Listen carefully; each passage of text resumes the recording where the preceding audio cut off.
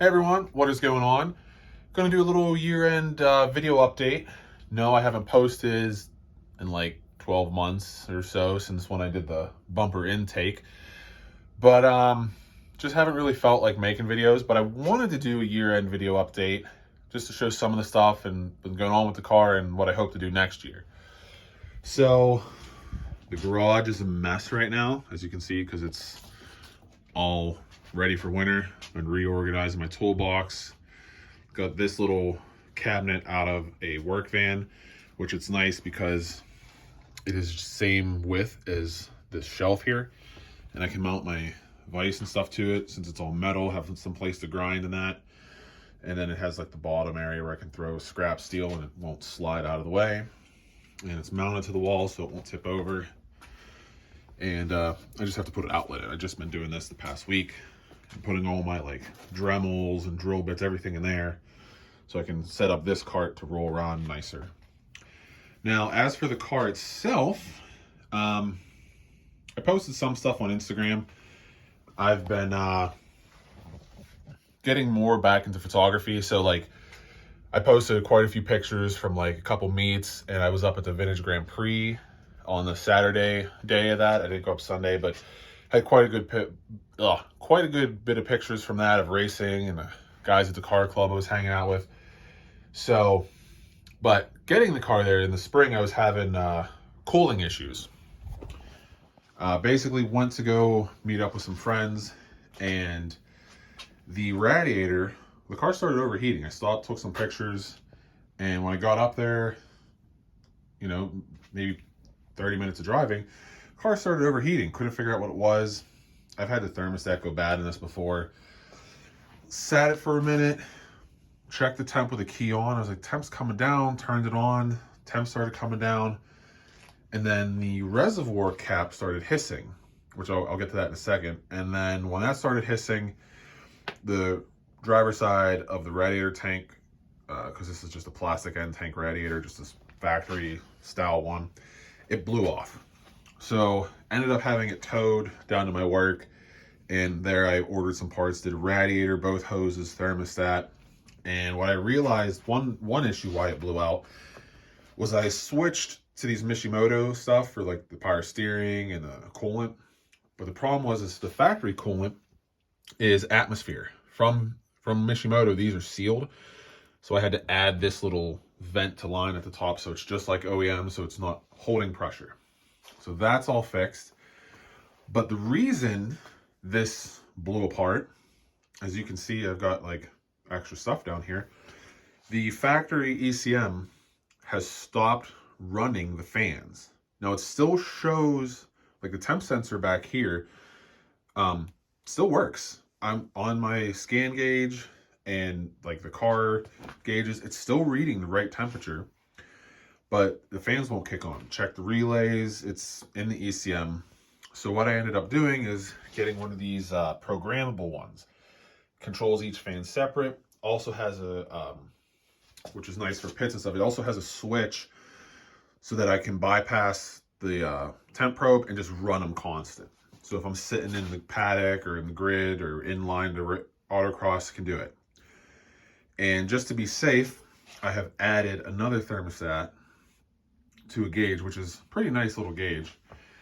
And like I said, these come off Summit or eBay. I can't remember who makes them, but they're like all potted. You can go in, it'll give you a temp display of what the probe's reading. You can set how you want it, and then it'll kick one fan on, then the other, so there's not like a huge bump in power, and each fan has its own relay. So that was all the cooling issue. And what I did for the factory harness is I took the old plug and filled it with RTV, so that way it's sealed off and out of the way. And if I can ever, if I decide to replace the ECU to fix that issue, I can just plug it all back in. But as you can see, I have everything wired to now this controller. And before I show you the gauge, you can see here that strut bar is quite a bit different. Last year, in a couple years, I've been running that one, that gold one, that one of the guys on the Stratus page, Jeff, makes. And, it's kind of like one of these style bars, and then he has custom ends made. And the issue I've been having, and I don't know if it's the roads around here or autocrossing it. Even this bar from factory had like a weird bracket, and it'd seem flimsy, and then like the end bracket up here would start to bend over time. So I was trying to figure out how I could use that bar and make a different bracket, but then I remembered I had this old like Dream Speed style bar. They used to make Stratus stuff, which this piece is aluminum, and it had like a little steel bracket that was just bent. And for me, the bracket, because of doing the engine swap and have plenum spacers, the bar would hit. So I had to shim it up, and it was really wobbly. So I was trying to figure out the best way to make it stronger. So what I ended up doing is getting 1x2 box tubing that's like 1/4 inch thick, cutting it down, drilling holes, adding a second mounting hole, and still have to paint them or get them powder coated. But now that is nice and rigid.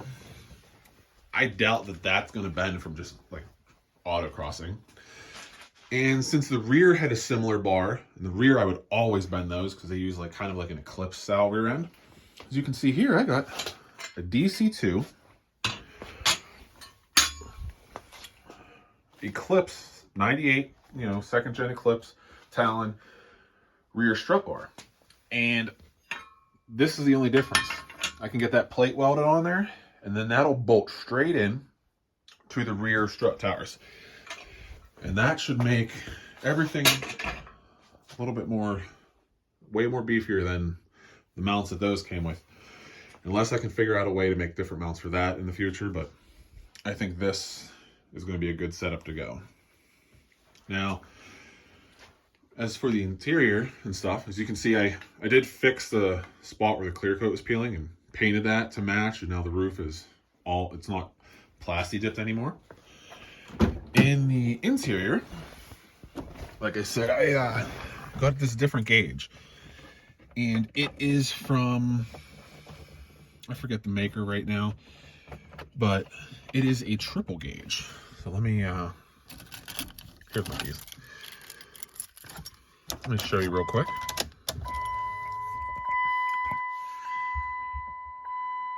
So triple gauge does temp on the top, oil on the bottom, and it does volt.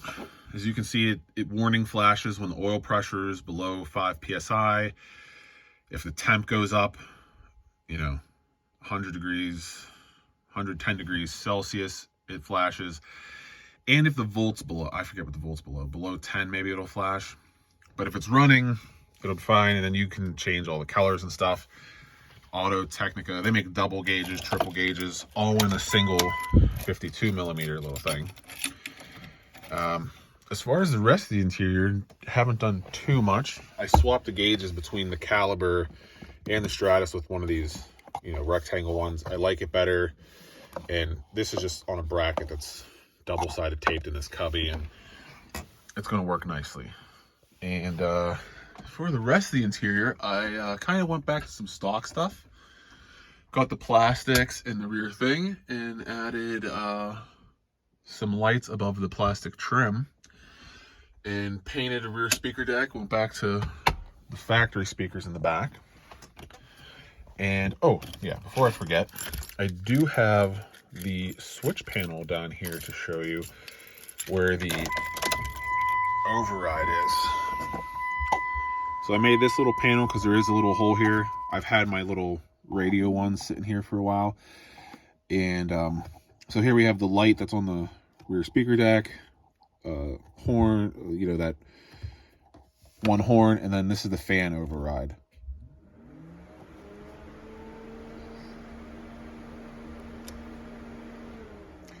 And that fits nicely in here, nice out of the way, lit up so you can see it. And that's pretty much all I've done with the interior of the car. Oh, I did find a sun visor, one of those hot days since the car doesn't have AC, and I wrapped it in the same material to match the little bit of headliner I have left. And there's still space above my head here, obviously, so my helmet doesn't rub. So kind of still partial interior. As you can see, I've been trying to sell some of the stuff that I don't need. I don't have the Watanabes anymore. I decided that I really like the 16s on this car, so I've been trying to sell all the 17 stuff I had. I still have like 2 spare 5-Zigen wheels in a box that are 17s, and I still have these Hayashi Streets. I don't know what I'm gonna do with them yet. They're listed for sale, but I don't know. I even went and had, I had this spare set of 16s, got a tire for one of them to use as a full-size spare, and have been, did a little bit of audio stuff. I don't remember if I showed you guys. I was trying to use a Dodge Caliber sub setup, and I don't know if the sub setup I got was bad or what. It didn't seem right. It didn't sound right. I tried putting a Scar amp and sub in it, and it made a little bit difference. And then I went and found a box that will actually fit under the strut bar. Can still get the spare tire out. Mounted the amp over here with like a little breaker up here so I can shut it off. Pull the box out when I go racing. As you can see, there's the factory speakers back in that fit a lot nicer. Even added this little light with a switch right here. And the last thing that I'm going to be doing to the car this winter, because the strut bars are basically done, the front just needs painted, rear needs welded, is I came across someone that was selling stuff. It's like Craig's Headers. They sell a lot of old stock and stuff.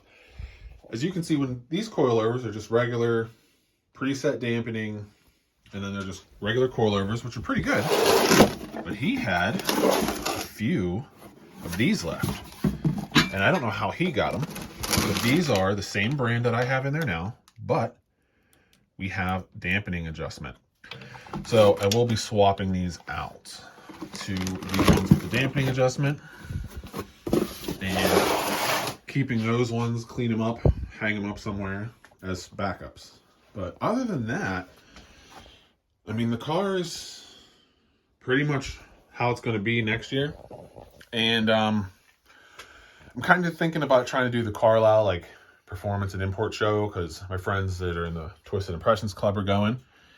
And definitely want to, once, now that I got the cooling issue fixed and I'm doing some suspension stuff, I definitely want to go out to a couple events this year and race. So like I said, I post more on Instagram under Raging Sun, and so you'll probably see more photos and stuff there. But anything like any time clips or anything really interesting, I'm still going to post videos about. But yeah, hopefully everyone has a good New Year and you see the car out if you're around Western PA. So till the next video.